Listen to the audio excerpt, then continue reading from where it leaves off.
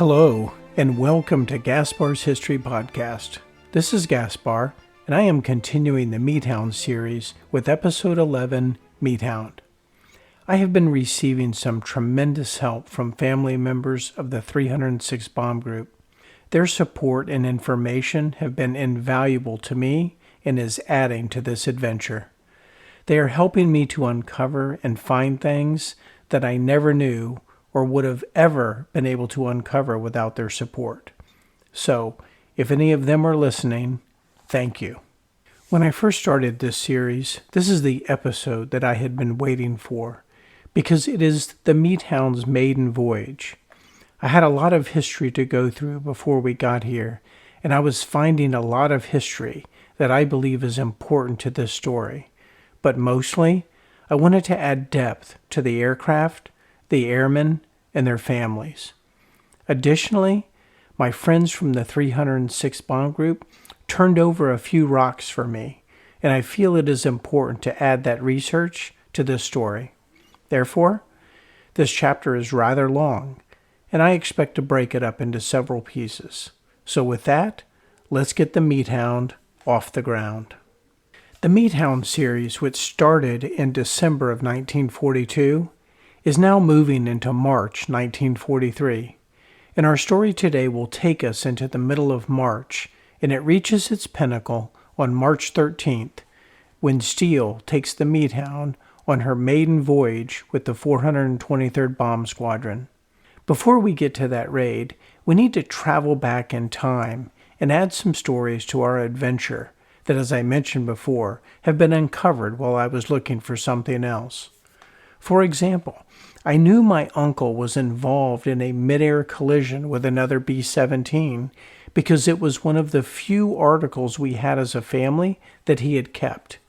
But I was not aware that he was involved in another crash that then impacted which aircraft he flew on the first mission into Germany. 2 crashes, surprise, surprise, and again, I have to thank my friends in the 306th who uncovered this nugget. With that, let's jump back into history. It was an early Sunday morning, and there were no leisurely weekend sleep-ins after a hard week's work. There was just routine and duty.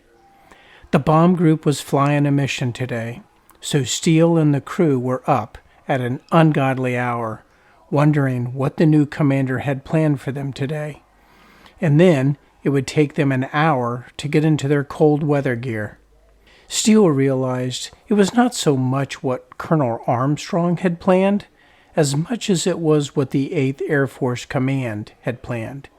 Colonel Armstrong, like the rest, was a puppet, but at least Armstrong had some friends in high places that he could complain to. This would be Steele's first mission since the disaster at St. Nazaire, when Jones and Steele took the unbearable on a trip to hell and back, which turned into an extended stay, not a vacation, that then led to the 306 Bomb Group leadership changes. The Bomb Group's next mission in mid-January to Lille added to the softening morale, when the 369th Fightin' Bitin' Squadron suffered a mid-air collision between Captain Johnson and Lieutenant Spaulding, just outside of the target area. This mid-air collision hit the squadron hard and further deteriorated the group's morale because it was bad enough to lose friends to the elements or the enemy, but when it was self-inflicted, it was hard to forget, and so the lads would hang their hats on the fact that since there were no bodies in the morgue, then maybe they got out and had been captured by the Germans. At least there was hope, even if it was forlorn. The young men of the 306 Bomb Group were fatigued, and the groundhog daily stress of combat was starting to break them apart at the seams. Dr. Thurman Schuller, his surgeons, and medics had their hands full. Not only were they dealing with the real-life perils of frostbite and 20mm shell fragments, but they were also dealing with combat fatigue, which no one had prepared them for. And now they were in a giant research lab named the Eastern Theater of Operations. Maybe some of you might be familiar with how General George Patton handled combat fatigue cases in his units. It wasn't very kind. Well, you should know that Dr. Thurman Schuller and his staff, they were much more understanding of the stresses of combat, and they were learning more each day. The 306 Bomb Group had arrived in Thurleigh on September 6, 1942, a great birthday indeed. They started flying missions in October and quickly started to lose crews. And our story introduced us to some early heroes like the Wizenbacks, with one Wizenback evading and one Wizenback becoming a prisoner of war. Replacement planes and crews started to arrive at the end of November, with Steele, Bart Wigington, and Merle Henry crews being the first to arrive. As I'm filling in other parts of our story, I will share with you that the recently introduced Merle Henry is already dead at this point in our story.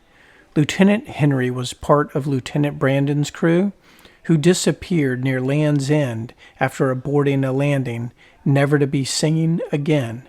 They simply vanished. So even the replacements were now needing to be replaced.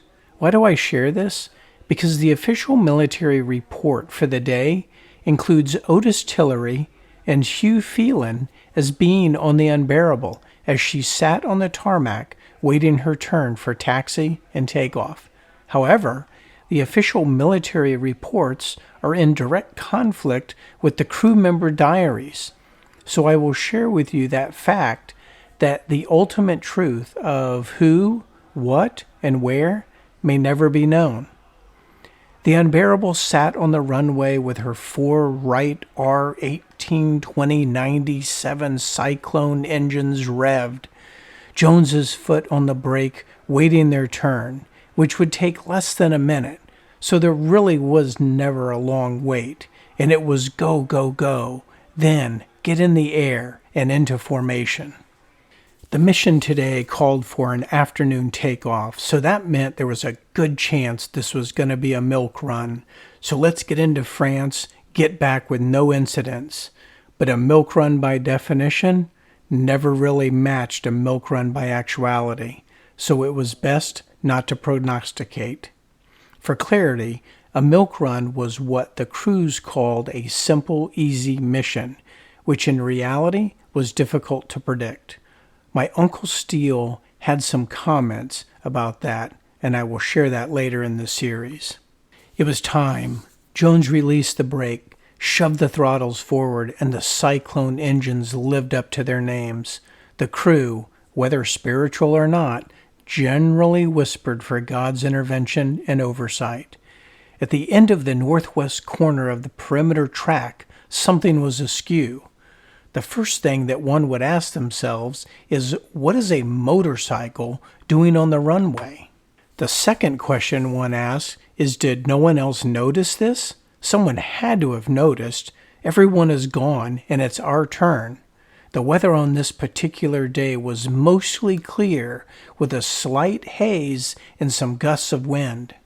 The Unbearable was quickly gaining speed, and Lieutenant Jones thought, I'll just stay to the right, as I have 4 or 5 feet to spare. Plenty of room. As the Unbearable snuggled the right side of the track, a gust of wind hit the large surface area of the Unbearable's tail with enough force to drive the right wheel of the Unbearable off of the runway and into the mud, which was soft and thick. The whole crew reacted. Jones immediately hit the left brake, trying to get the right wheel to pull out of the mud, then jammed the number 3 and number 4 engine throttles for more power. But that made the situation worse, as it further drove the Unbearable into the mud, and the weight of the aircraft drove it further into the mud, and that was when the right outside number 4 engine props hit the ground, and there was a crash, not only in sound, but in effect. The sound was horrific, grinding, whirling. Mud was thrown everywhere. Props were bent, and the Unbearable was mired in mud and torn up. Jones and Steele quickly shut the engines down as they were severely stuck. The batteries were also turned off quickly. The emergency crews were on their way, always vigilant. Jones was on the intercom, and the crew was like a James Bond martini, shaken but not stirred, and everyone reported in as okay with no injuries. The rest of the aircraft was then checked, and she had no other damage and had not caught on fire. That was close. No rollover, no fires. They were lucky. The ground crews, medical personnel, and winches would get to the Unbearable and check everyone over, then tow her back to the hangar, where Jones and Steele would have to answer to the crew chief.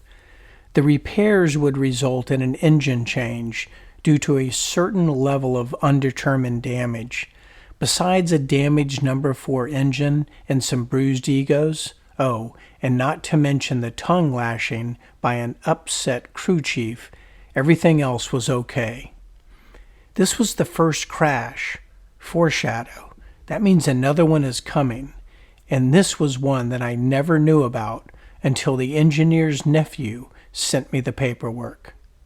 The mission that Jones and Steele were anxiously trying to join would be aborted, not because of Jones and Steele's crash, but due to the bad weather over France and Germany, as I could find no records of the intended mission, and nothing other than the mission for the day was aborted. On March 3, 1943, a little over a month later, Lieutenant Jones and the Unbearable's crew went through interviews with Captain Robert Williams, the 423rd Operations Officer and Investigating Officer for the Technical Report of Aircraft Accident Classification Committee.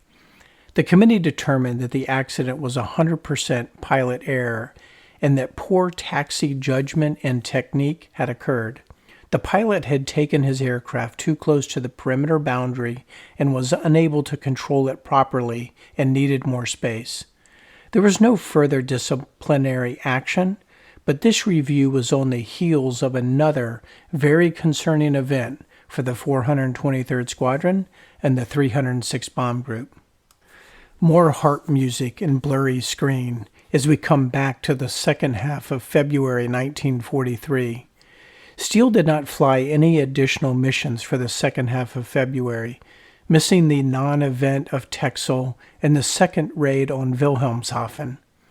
The news of Warner's captaincy came through on February 24th, effective February 15th, the day before he was killed. The squadron was still unaware of Warner's fate. Hope. It was always better to have hope. Steele did not get any formal leave, so he stayed at camp, working through his assignments and training. The news of Warner's captaincy just added to the pain Steele felt over the loss of Warner and Carlson. On the last day of February, the bomb group called a meeting. Steele, Jones, and the bomb group were informed they would be flying a coordinated training mission with the other bomb groups. It would be a good-sized raid with at least 50 aircraft. The 306 would get 18 aircraft airborne and integrated into the mission. They were going to be led by the bodacious Critter and Captain John Morgan Reagan of the 368th Squadron. Jones and Steele were happy for a training mission because, frankly, it was better than being shot at, and it had to be safer than a combat mission, right? The reality of it was the training helped, so even though it seemed mundane, what they did was hard and it took coordination, so practice was not a bad thing. The Unbearable was fueled, loaded, and the battery chargers were still connected as Jones and Steele went through the checklist. Steele calls out fuel transfer valves and switch off. Jones confirmed. Turbos off. Jones confirmed. Off. Starting engines, master switch on. Jones replied on. Battery switches and inverters on. Jones replied on. They took the Unbearable through the 4-engine startup, then through the 4-engine run-up. The Unbearable was ready and waited her turn. Jones and Steele continued to get comfortable with each other, and they were thinking today should be a good day. The weather was pretty clear. The Unbearable was flying in her traditional number 3 slot of the second element in one squadron of the 18 aircraft from the 306 bomb group. They waited their turn as the engines hummed, then it was time. Jones pushed the throttles forward, and the unbearable sang down the runway, which was music to everyone's ears. There were no motorcycles on the runway, so it was all clear. She was off the ground in no time, and then it was follow the leader as she pulled into her slot. The big wigs would be watching, so make it tight. The last thing Jones wanted was a chewing out, which the bomb group had received in the past. Jones barked out orders over the interphone, and the crew assumed their battle stations. Piotrowski opened the Sperry ball turret and climbed in. He strapped himself in and closed the hatch and was ready for the mission. He gave her a spin to test his field of view. Was this really necessary for a practice mission? It might seem dumb, but it was important to practice, as was routine and procedure in this aircraft, as it was a large, complicated machine, and the more hands-on time you got, the better it was. James Smoot was in the tail, and he was once again the rearview mirror for the pilots. The tail gunner provided the pilots with reports on the formation and the status reports in addition to providing the key defense for attacks on the rear of the aircraft. Smoot was not as crowded or cramped as Piotrowski, but he certainly was not comfortable and did not have his parachute within reach. Leon Bamforth was in his usual position at the top turret gun, along with being the chief engineer. His presence was comforting to the pilots and crew. It was a practice mission, but he was all hands on deck, ensuring the crew were ready to put up a defense, and also checking the mechanicals, because flying was dangerous, even if it was a practice mission. William Hull walked out of the nose and into the bomb bay to check the practice bombs. Everything was in order, and there was no need to pull the bomb pins today, but it was good to walk through the process. Hamilton, with his Ray-Bans glued to his face, was mapping Unbearable's progress, and because the mission was completely over England, his calculations needed to be fast. His only comfort was they were flying follow the leader, so he probably would not be needed, but if it were, it would be for an emergency, and then he would not have much time to react. Jones on the intercom was calling Hamilton for position reports, and Hamilton was providing interval and position updates in rapid manner.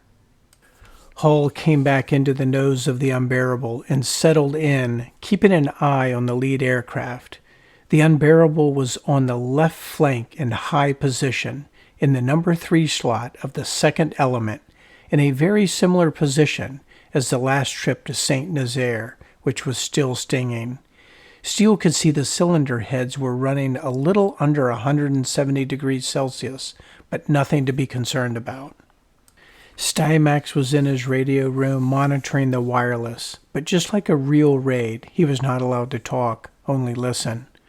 There was nothing to report, and the group was headed into their bomb run. Jones prepared the crew, and Hull became a little diligent and remained focused on the lead aircraft. The bomb bay doors came open, and the draft through the Unbearable became intense. Bombs away, and the Unbearable and Hull dropped a nice pattern of dummy bombs. Practice bombs on the unsuspecting North Anglia countryside, with not a lot of fanfare. The group banked right and started to lower altitude. Jones was calling out the changes, and Hamilton was noting his logbook and checking his maps. Steele and Bamforth monitored the engine gauges with no anomalies to report. It was the bodacious critter and Captain Regan in the lead today, so when she banked and dropped altitude, the bomb group followed. Captain Regan provided Lieutenant George Owens, the navigator, with the adjustments, and Owens was guiding them home. As a side note, Owens is killed on March 4th, 1943, on a mission, which happens just a couple days later. Lieutenant Kazakowski, the bombardier, was in the front of the aircraft with Owens and was able to relax while Owens was still working. Regan continued to drop altitude, and the crew settled in and relaxed. Captain Regan and the bodacious critter maintained their lead and middle height in the formation. They were about 20 miles out and would be landing soon. The crews were relaxed and feeling good, their parachutes tossed to the side, and no one other than Owens in their combat position. The bodacious critter was at 1,500 feet and continued to drop altitude. Captain Regan was feeling good and really quite thankful they were not under the pressures of a real raid. As Regan was looking out his left window at the squadron below, they were getting pretty low to the ground. He noticed his number 3 plane out his left window at his altitude made a sudden and violent dive and bank away from the bodacious critter. Captain Regan was thinking to himself, something is askew.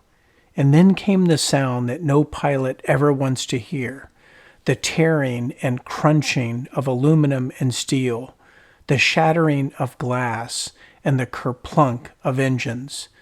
The bodacious critter shook with a tremendous jolt. Regan reacted. Oh, God! His instinct was to sound the bailout alarm, and he could see another aircraft literally on top of him, moving from left to right, and that aircraft was on fire. Regan could see the belly of the B-17 that had just collided with him was on fire as the two planes separated. The initial shock and surprise had passed. Regan and Jankowski could feel the plane responding to the controls, so the most immediate threat had passed.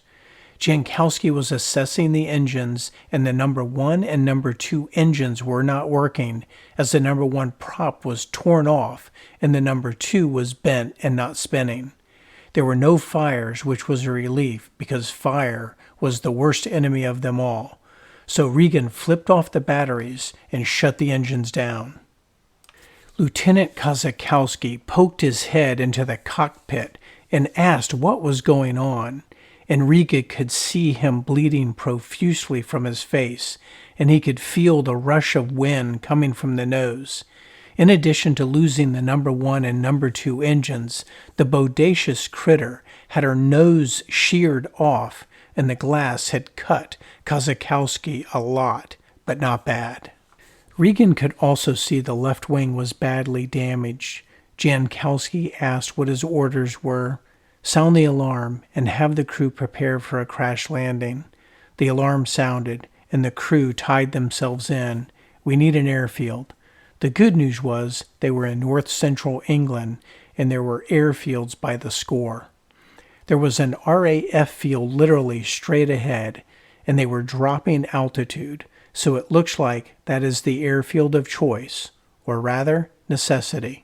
With 2 engines out on the left, the thrust from the right kept pushing the aircraft to the left, so Regan was trying to use little power and was trying to maneuver as little as possible.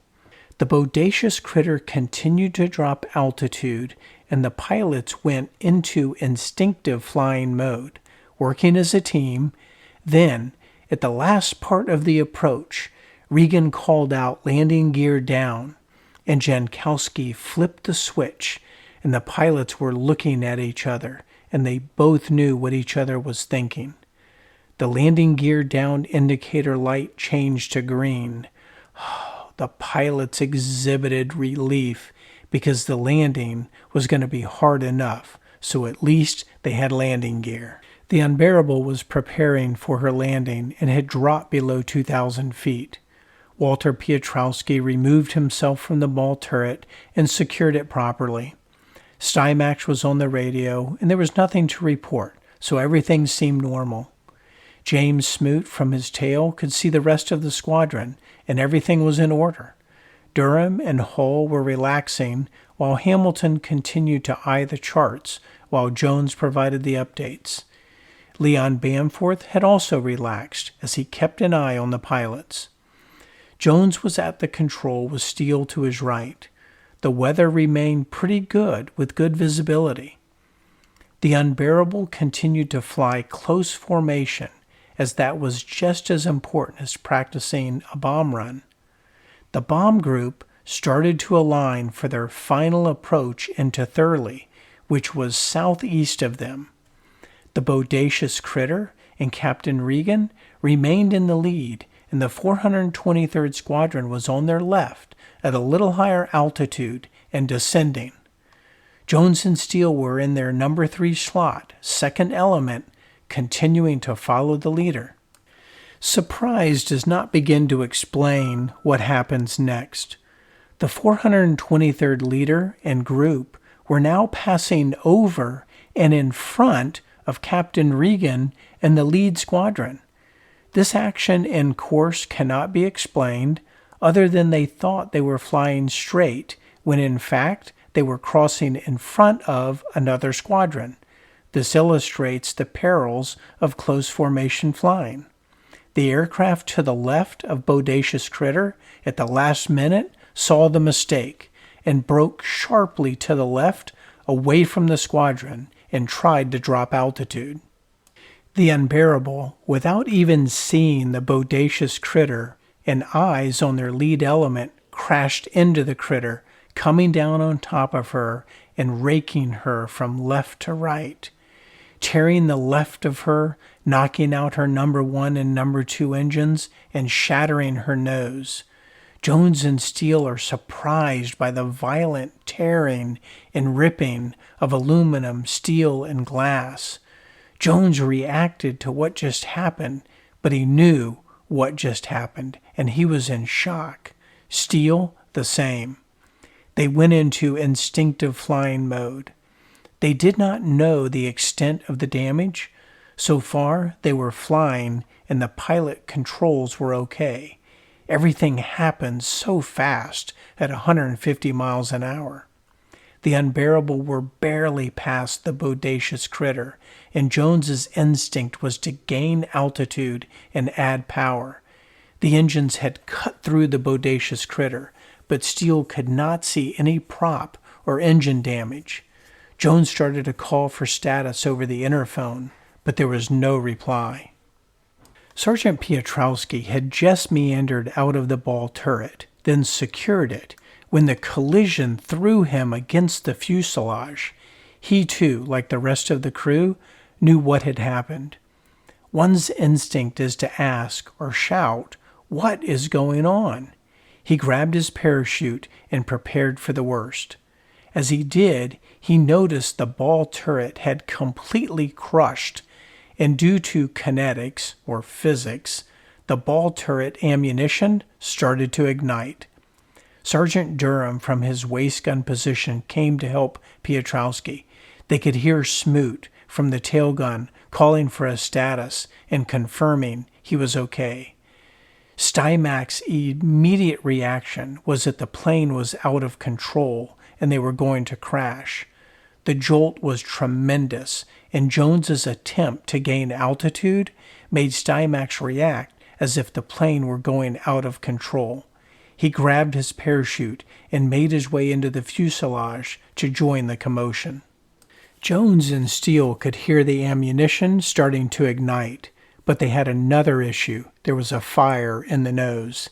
As the Unbearable crashed into the Bodacious Critter, her underbelly was completely crushed and torn apart, which ignited a second fire in her nose. Whether it was from the batteries or fuel, it was hard to tell, but Hamilton and Hull were now fighting a fire. Hamilton was thrown from his navigator chair, and Hull was shaken. Smoke immediately started to pour into the nose, and the Bodacious Critter could see that the Unbearable were on fire when Captain Regan watched the planes separate and distance themselves. Hamilton and Hull each grabbed the fire extinguisher and started to fight the blaze. Smoke was filling the aircraft, making it hard to see. Sergeant Bamforth came down out of the cockpit to assist and was the aircraft's interphone, since the communication in the aircraft had been knocked out, leaving Smoot in the tail on an island wondering what was going on. Fire was the worst enemy, the greatest fear, and fire was unpredictable. Steele was reporting to Jones that the engines were okay, and he could not see or feel any other damage. We can probably make it home as the ammunition continued to ignite. Hull and Hamilton continued to fight the fire. It was hard to breathe, let alone see with all the smoke, but they got the fire under control, at least what they could see. Sergeants Piotrowski and Durham, they were able to get the ammunition boxes away from the ball turret gun. Let me assure you, one does jump every time a live round goes off, and you are not expecting it. Jones and Steele had a very fast conversation. We can probably make it home, but the fire was unpredictable, so let's take her down. Find a runway. And the crash landing alarm went off. Sergeant Bamforth made sure the crew knew to get buckled up as they were going in for a crash landing. Over on the Bodacious Critter, the crew had picked out an RAF airfield and their landing gear were down. Regan and Jankowski managed the thrust without significant issue and brought her down just in front of the runway, where she then skidded. Captain Regan rode the brakes, and the Bodacious Critter came to a halt.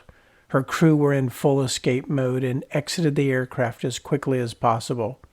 The RAF station dispatched fire trucks and emergency crews, while the Bodacious Critter's crew, all safe, just stood by in shock, with emotions starting to flood through their minds, not knowing that in a couple more days it would be the Germans that would kill one of them. The Bodacious Critter would be sent away for repairs, and the good news was she would return the first part of April, where Lieutenant Jankowski and his crew would take her to Bremen, Germany. Back on the Unbearable, Jones and Steele would do everything by sight. The nose of the aircraft was useless. Hamilton and Hull had moved to the tube.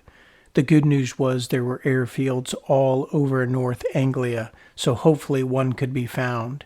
Jones started to bring the aircraft back down, and there was a relay from Smoot in the tail. On what he was seeing, everything seemed to be clear. It did not take long, and that was good, since the fire paranoia was growing. The airfield at Shevelston was selected. That was the home to their sister bomb group, the 305. The crash alarm sounded, and Jones continued to drop altitude. He had plenty of power in all 4 engines, so no worries there. The problem was the underbelly of the aircraft, which was literally torn off, so they all knew what that meant. Jones and Steele discussed, do we try to lower the landing gear, or will that cause further issues due to the fire? They attempted to lower the wheels, but no luck. The wheels and landing gear were not working. Sergeant Bamforth and Durham with the others tried to get the landing gear down with the manual cranks, but there was no hope. The whole underside was completely crushed, so the wheels were not coming down. One last time, buckle up and hold on, we are going in. Jones was bringing Unbearable down next to the runway and the grass, hoping they would not nose in and flip over. Steele was calling out altitude and speed, and they softly, as softly could be, hit the turf and the mud and skidded along the field, digging in. Then the props hit the ground, with all the sounds of crashing echoing through the aircraft again. The Unbearable slid for about 100 yards, then came to rest in the muddy sod. Jones and Steele shut everything down and flipped the switches as the crew hurriedly escaped the aircraft, and then the pilots followed. The emergency crews quickly arrived, along with one fortunate reporter who had himself a story. Steele stood by the mess that was the Unbearable, and the flood of emotions came rushing through him as he had just survived a mid-air collision and his crew and friends were safe. The once brilliant Unbearable was now scrap, self-inflicted, doing something those German pilots and flak gunners were unable to do. As the reporter worked his story, the crew were complimentary of Lieutenant Jones, but it was really a whole crew effort, like it usually was. Steele reiterated that they thought they could bring her home, but the fire was too much of a concern. Sergeant Bamforth said he would land with that guy any time, while Durham shared with the reporter that Jones had brought them back from St. Nazaire with 4 feet of the tail shot off and a flat tire, while Sergeant Smoot complimented Jones, saying he could really land a ship. The crew would get in a truck, ride back to Thurleigh, and report on the incident. Captain Regan and his crew would do the same. as both aircraft were now scrap. Lieutenant Jones would find himself in front of Captain Williams on March 3rd for inquiry on the January 24th takeoff crash, so this incident was now fresh in Captain Williams's mind. Captain Regan would report the fault was with the 423rd Squadron leader for inadvertently crossing paths with the lead squadron, and no further investigation or reports were filed. In fact, I have not been able to find this report in any of the historical crash records, yet it was published in the Stars and Stripes. Jones and Steele would need a new aircraft. Luckily, a new machine would arrive in Thurleigh on March 2nd, which just so happens to be the name of our series. The Meat Hound was one of the 65 aircraft in Boeing plant production run 42-29467 to 42-29531. These aircraft started to be delivered just before the winter of 1942. This particular B-17F production run from Boeing included a couple of additional modifications to the aircraft, which included staggering the 50 caliber Browning nose guns to provide for a little additional field of fire, updating the bomb release controls, increasing the hydraulic capacity, adding an elevator downspring, and adding a windshield de-icing alcohol spray system. The changes were small and had been suggested by the flyers, but the most significant deficiency of the aircraft still had not been addressed, even though it was in the design stage, and that was obviously the lack of protection from attacks on the nose of the aircraft. The Meat Hound would be the 58th aircraft off the assembly line and would head out on December 31st, 1942. The Meat Hound was one of 5 aircraft out of these 65 that would get delivered to the 306 Bomb Group. As a note, 25 of the aircraft would be delivered to the 99th Bomb Group, which ultimately gets stationed in Africa and Italy, so I'm sure those aircraft will become integral to her history and would be most famous to her historians. In early February 1943, it was cold in Salina, Kansas, and the wind liked to howl across those great open plains. Lieutenant Keith Conley of Portage, Utah, was the pilot assigned to bring 42-29524 to England, and one of his stops would be West Palm Beach, Florida. With him was his co-pilot, Emanuel Manny Klett from Nebraska, the son of a German Lutheran minister who had immigrated to the United States. Lieutenant Klett will go on to fly 91 missions in a B-17 bomber, more than any other pilot in the 8th Air Force, and none of those missions in our series namesake, Meat Hound. Sad. The bombardier of the crew is Roger Lindsay, a Harvard graduate, and the navigator, who I introduced earlier in the series, is Kermit Cavito, and whose family I have since reestablished contact with. The 42-29524, in all of her olive drabness, was flown to West Palm Beach, then 2 days later, flown to Homestead Air Base just south of Miami to prepare for her southern route trip over to England. While she was sitting at Homestead Air Base, the Conley crew decided to name her. There were suggestions, debate, but the crew liked Meat Hound, so that it was. 42-29524 would be named Meat Hound. The crew found an on-base artist, and he painted the iconic Meat Hound image on both sides of her nose. The nose art started just behind the nose plexiglass. The word meat was in quotations, and the text Meat Hound was yellow with a red outline. The lettering was askew, almost like your 7-year-old wrote it with a crayon. Next to the text was a gray wolf's head and neck with a black outline and a full yellow moon in the background. The wolf had crazy eyes and a distinguished scowl on his brow.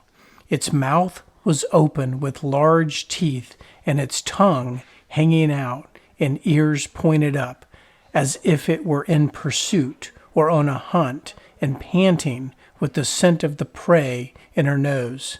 She was a brilliant beauty, and the English newspapers would agree, as she would ultimately find her way onto the cover of Illustrated magazine, June 12, 1943. The Conley crew would ultimately be assigned to the 369th, 306th Fightin' Bitin' Squadron and would name their assigned B-17 425426 Fightin' Bitin', but sadly for the Conley crew, they had to surrender their Meat Hound when they got to Bovingdon. The Meat Hound would stay in the same bomb group, but she was assigned to the 423rd Squadron on March 2, 1943, the day after Jones and Steele lost the Unbearable due to the mid-air collision, and the day before the crash incident review for the January 24th taxiing incident. Let's go back in time again, only to fill in more parts of our story. And this story came from, or originated from, one of the members of the 306th, 423rd Bomb Squadron Historical Society, when they asked me a question about a particular plane and why I had used that plane in a previous story. Come to find out, they gave me some additional information, and therefore I am going to play this story back to you, and you will see how it unfolds in front of us, because ultimately I found it fascinating and quite a coincidence. We're going to go back in time to September 1942, when a plane that is familiar to our story came off the assembly line. Aircraft 425130 was completed in her magnificent glory, an F-beauty to be sure. She was delivered to Denver at the end of September 1942 and was one of the 70 aircraft in the production block which had removed the tail gunner's armor plate, which I have to admit does not sound like much of an upgrade. Enter Lockbourne Air Base into our story, which was built around 1940 and is in the southern Franklin County, Ohio, where it retained the Lockbourne name until 1974, when it was then changed to Rickenbacker Field after the infamous World War I pilot Eddie Rickenbacker. The base was formally opened in June 1942 and provided training facilities for the Northeastern Training Center of the Army Air Corps. I have always known it as Rickenbacker Field, and I had to look up the Lockbourne name, but when I did, I knew exactly what airfield we are talking about. In fact, Rickenbacker Field played host to one of the greatest air shows of all time, when it hosted the Gathering of Mustangs, September 27th, 2007. Some of you out there may remember that air show. Girls, do you remember? Sadly, the weather played havoc on the air show, but anytime a Lancaster, a B-17, Mustangs, and the Tuskegee Airmen could be at the same place at the same time, well, that makes for a pretty good show. Lockbourne Airfield was the rallying point and training ground for 45 young men who are integral to our story. 45 young men that I now know were with Steele before he headed to Europe. 45 young men that I now know he was close to, and that by the first week of January 1943, some of them would be killed in action, some of them would be missing in action, and some of them would be prisoners of war, which means I now have a better understanding of the psychological impact it had on Steele and why he, like so many others, simply would not talk about World War II and what they did or what they saw. As the young men trained, they grew closer together and they waited for their assignments. Where would they go? England or Africa? There was also a chance they could be shipped to the Pacific. The crews would debate the theaters of operation and their benefits. Africa was hot, and they would be fighting against a well-equipped, technology-driven army with proven aircraft. Europe would mean much of the same, with the added bonus of headline news, as the Eastern Theater of Operations was really the sun for which the planets rotated. What about the Pacific? It was so far away, but it was against an opponent that they had a grudge against, and you only had to mention Pearl Harbor to get the rooster to bow up. It didn't matter. They would go anywhere, and they were ready for anything. Their training included the right dose of propaganda, where the B-17 would fly too high. The enemy could not hit it with flak, and it had too many machine guns for the enemy fighters had a hard time shooting one down. It was the right amount of propaganda, indeed. The teaspoon measure of half-truths, when fed to a 20-year-old male, turns them into supermen. The crews at Lockburn had been through their specialty schools, like radio operation and repair, or Spartan Aeronautics School in Tulsa, Oklahoma, and even bombing practice in Avon Park, Florida. They came from diverse backgrounds and states, but let's call out these crews were not diverse in color, which the Army, like American society, was trying to come to terms with. But frankly, progress was slow. Lockburn would train the Tuskegee Airmen, who were some of the best and bravest pilots the Army Air Corps had, and I will add that the B-17 pilots I have interviewed who had a chance to fly or be escorted by the Tuskegee Airmen loved having them by their sides because, quote, the Tuskegee Airmen would chase the German pilots through the middle of a B-17 formation, subjecting themselves to the same fire from the bombers trying to knock down the Germans. Lockburn Army Air Base Special Order 148, dated November 16, 1942, assigned the 45 young men into 5 heavy bomber crews of 9. The orders were posted, and the crews assembled.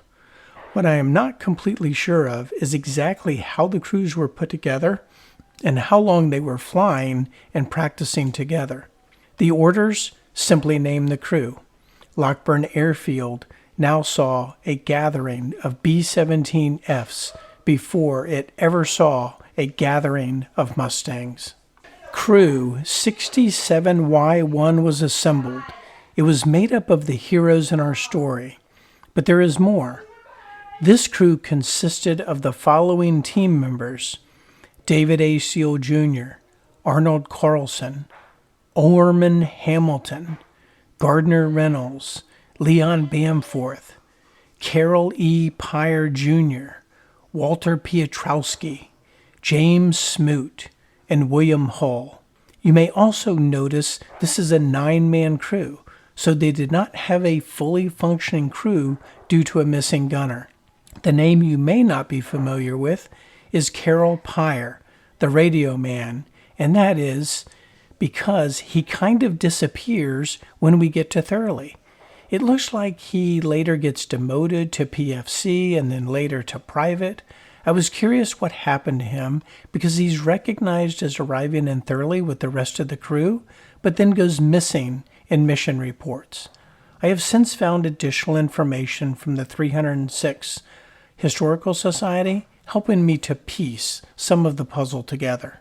While at Lockburn Airfield, Steele was able to befriend a great group of guys who he would risk his life with, and thereby creating a fraternity, a bond that is stronger than superglue. A bond where only they can truly understand what you are going through and what nightmares wake you up 30 years later. You think the dream where you're missing your final exam in college is bad? You really don't want the dreams that they had. Our stories have been built on each other, but as new information is revealed to me, it affords us the opportunity to reflect back on prior missions, to Bob Ross out what the landscapes might actually look like. In our last mission to Saint Nazaire, February 16, 1943, Steele's mental health takes a significant blow, and I will argue more so than what I first thought. My logic is now rooted in the fact that Steele knew and had deeper relationships with his co-crews than I ever knew. I will start to weave those stories and relationships into the story going forward. Back to Saint Nazaire. on February 16, 1943. Not only does Lieutenant Warner and Carlson head for the clouds on fire, never to be seen again, but so does Lieutenant Joseph Downing, Lieutenant Howard Kelly, Lieutenant Howard Pratt, Staff Sergeant Henry Jones, Staff Sergeant Alan Robinson, and Sergeant Loris Elliott, all young men who were with Steele at Lockburn and whom would become the first replacements to arrive at Thurleigh in mid-December. Let me further elaborate on just how bad of a memory St. Nazaire was having on Steele. Do you remember the January 3rd, 1943 mission to St. Nazaire, where they visited their old friend, and how Lieutenant Brandon was lost with his new crew? Members of this crew had also been with Steele at Lockburn and then traveled to Thurleigh together. Merle Henry, James Murphy, Carlton Porter, Earl Owen, and Joseph Barnes. I have to believe my uncle never wanted to hear the name St. Nazaire ever again.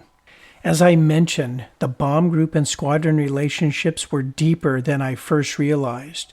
Steele was close to Lieutenant Bart Wigington and crew number 67Z4, which included, Second Lieutenant Robert O. Malin, whose family has made contact with me over the first mission to Germany, without me even knowing that they were at Lockburn together and what the relationship could have been.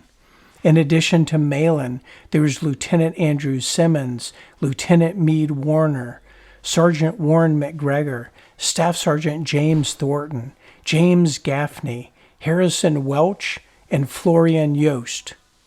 The other crews were 67X1, Joseph Downing's crew, which had also included Second Lieutenants James Crouch, Howard Pratt, and James Lane, Staff Sergeants Burton Smith, Henry Jones, Judas Elliott, Alan Robinson, and Sergeant Loris Elliott. Crews 67Y4 was made up of Second Lieutenants Merle Henry, Howard Kelly, and James Murphy, Lieutenant George Bennett, and Staff Sergeants Carlton Porter, Richard Heft, John Creator, Earl Owen, and Joseph Barnes. Steele and Wigington would end up in the 423rd, 306th, while Downing and Henry's crews would end up in the Clay Pigeons, 367th. And even though in a different squadron, they would fly next to each other as part of the same bomb group. Now, let's introduce the twist. Aircraft 425130 came into Lockburn Airfield and was assigned to crew number 67Y1, the Steele crew. Years later, Steele remembered getting a brand new plane in Lockburn and would take her to Presque Isle, Gander, then Scotland. When I first started this podcast, I was biased in thinking that planes and crews stayed together, and I was generally unaware of all of the swapping, sharing, and patching that took place just to fly a mission. Just like Jerry Cavito and the Meat Hound, Steele and his crew would bring 425130 over to England, only to surrender her for another aircraft. I think this also has a lot to do with early war necessities, meaning early in the war, the productions of planes was ramping up, the training of crews was ramping up, and the losses of planes and crews was heavy.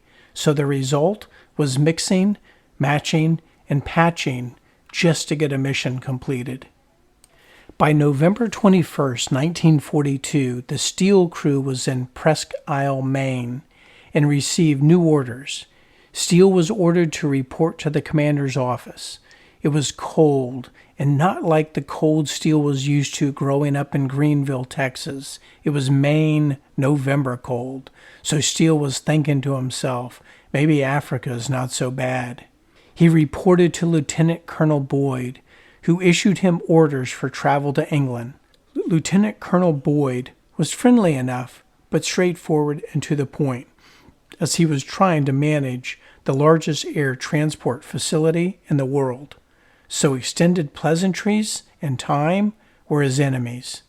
Effective immediately, the Steel crew were to take 42-5130 to England via the northern route. They would make a stop in Gander, Newfoundland, then head for Scotland. They were to land in Scotland, then report to Bovington, England, and they were granted up to 30 days to report in case of bad weather or other unforeseen results. That was it. Godspeed and good luck. It would be the last time Steele saw Lieutenant Colonel Boyd. The Steel crew in aircraft 42-5130 is the only 306 crew and aircraft out of the 4 crews from Lockburn Airfield that is mentioned in the North Atlantic Wing Area Transport Command, Order number 172, which seems very curious to me as I have been looking for the crew and airport orders, or aircraft orders, I should say. There were 2 additional aircraft flown by ferrying crews who were to report the aircraft to Wildflower. Those 2 aircraft would be delivered to the 91st Bomb Group, and those aircraft were 42-5069, named Our Gang, and 41-24639, Too Sad, who later became the Careful Virgin, which seems to me they have the names in the wrong order. Steele got back to the barracks and made the announcement to Hamilton, Reynolds, and Carlson, and then they went and shared the news with the rest of the crew: Bamforth, Pyre, Piotrowski, Smoot, and Hull. Hamilton and Steele worked through the logistics and worked from the known navigation log from navigators and pilots who had made the trip before. The primary concern on the trip was fuel consumption, so the route and plans needed to be precise. The 306 had lost a plane on the trip over to Scotland when Lieutenant Leahy's aircraft exploded when the reserve fuel tank had switched to primary. How do you like to flip that switch?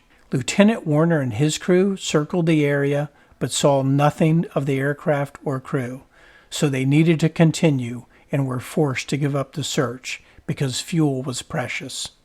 The Steel crew landed at Gander, Newfoundland, where they topped off their fuel and in short order made their way to Scotland. During the flight, the Steel crew, along with their flying partners, faced an unexpected and strong headwind.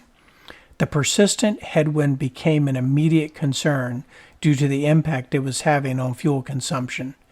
The crew made constant adjustments to the engines to assure they were running at their highest efficiencies.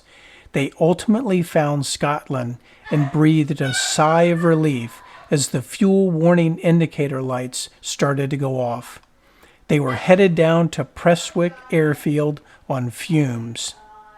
Steele and Carlson brought down 42-5130 in good order, touched down, and then lost 2 engines on the runway as they both ran out of fuel before they made it to their parking spot. Carlson, Bamforth, Hamilton, and Steele all looked at each other, knowing that was close, but they made it. After they parked the aircraft and got out, they noticed one of the aircraft that had made the journey with them ran out of fuel while circling the airfield on the final approach, which then required the crew of that aircraft to bring her down in a controlled glide, which they did. They landed hard, but safe, and they were even luckier than the Steel crew.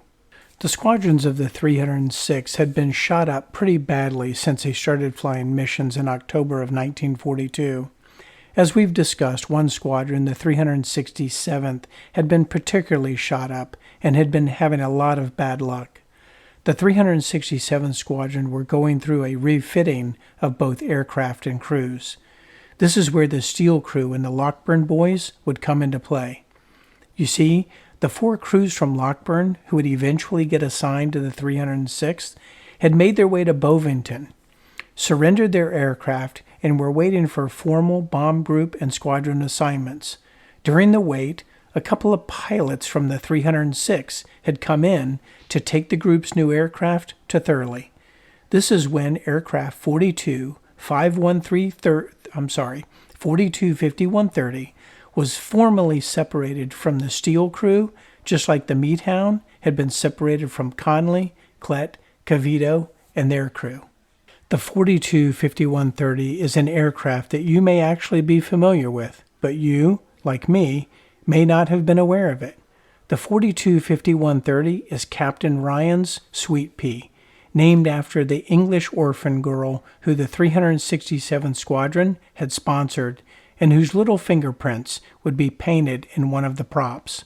So in case you missed it, here is the backstory for the Sweet Pea.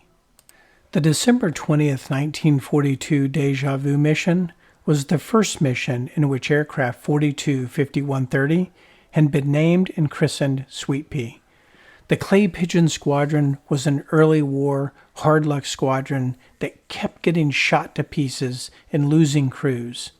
In early December 1942, the squadron decided they would adopt an orphan and sponsor them, hoping this good deed would help change their luck. Non-commissioned officers Combs, Ward, and Dabney headed for London to adopt an orphan. They were hoping for a butch, and they were introduced to a 3-year-old, blonde-haired, blue-eyed Maureen, who politely said, "I like these nice soldiers," and gave them a hug. The deal was done. Maureen was adopted. The squadron had collected enough money to sponsor her for 5 years. Yes, 5 years, which was a very nice sum of money. Maureen started to visit the squadron, and aircraft 425130 had Sweet Pea, Maureen's nickname, stenciled on her side.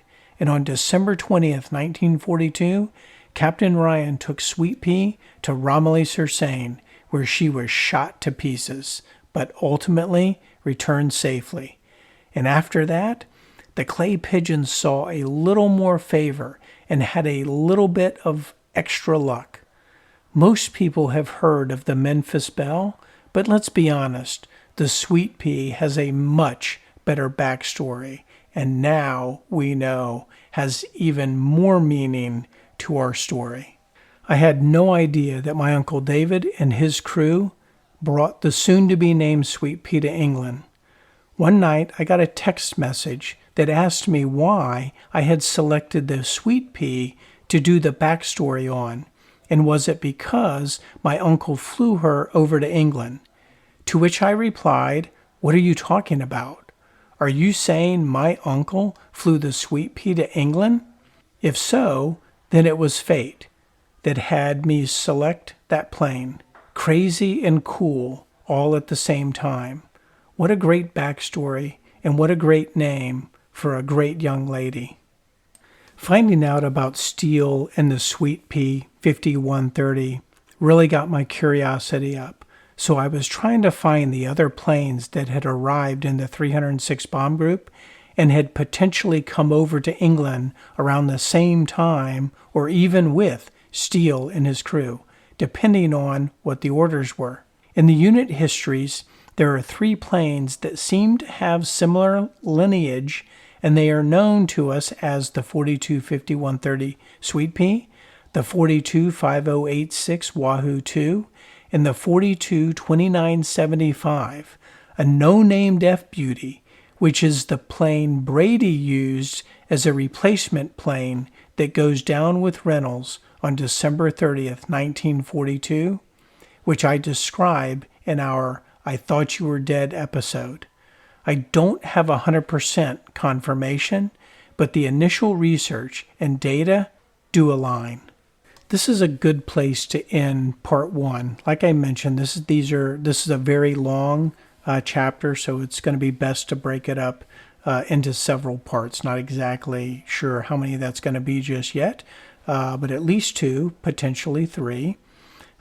With that, the next episode is going to take us into March of 1943 for the missions that take place then. So until then, just think of the things you may find when you are looking for something else. Gaspar, out.